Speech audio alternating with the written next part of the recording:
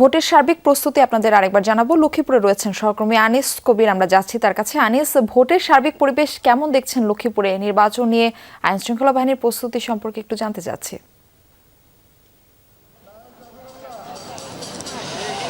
মারপি আসলে জানেন, রাত পোহালে কিন্তু নির্বাচন, সেই নির্বাচনকে কেন্দ্র করে লক্ষ্মীপুর জেলা পুলিশ প্রশাসনের পক্ষ থেকে তারা সকালে কিন্তু তাদের যে কার্যক্রম রয়েছে সেটি তারা করেছেন। ভোগান্তি ভুলে চলে আসুন রিগালে, ওয়ারেন্টি সহ স্টাইলিশ কালেকশন নিয়ে রেডি রিগাল ফার্নিচার। এবং তারা পুলিশকে ব্রিফিং দিয়েছেন যে তারা কেন্দ্রে গিয়ে এখন তারা সকল প্রস্তুতি তারা গ্রহণ করেছেন এবং এখানে তাদেরকে দায়িত্ব বুঝিয়ে দেওয়া হচ্ছে।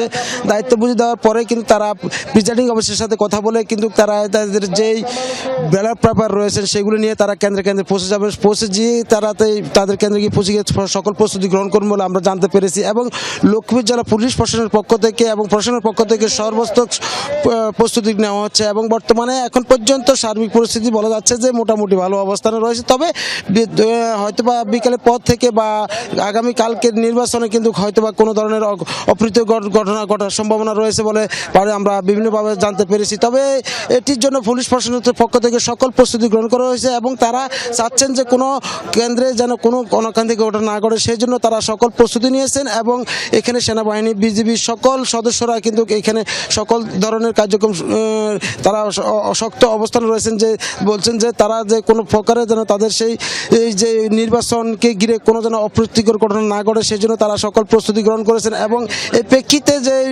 অন্যান্য যে যারা প্রার্থী রয়েছেন তাদেরকেও শক্ত অবস্থানে থাকতে তারা বলছেন যে কেন্দ্রে গিয়ে কোনো যেন অপ্রীতিকর ঘটনা না ঘটে সেই জন্য তাদের প্রার্থীদেরকে সেরকম সতর্কবার্তা দিয়েছেন এবং যারা এজেন্ট থাকবেন তাদেরকে সেরকম সতর্কবার্তা দিয়ে রেখেছেন পুলিশ প্রশাসনের পক্ষ থেকে।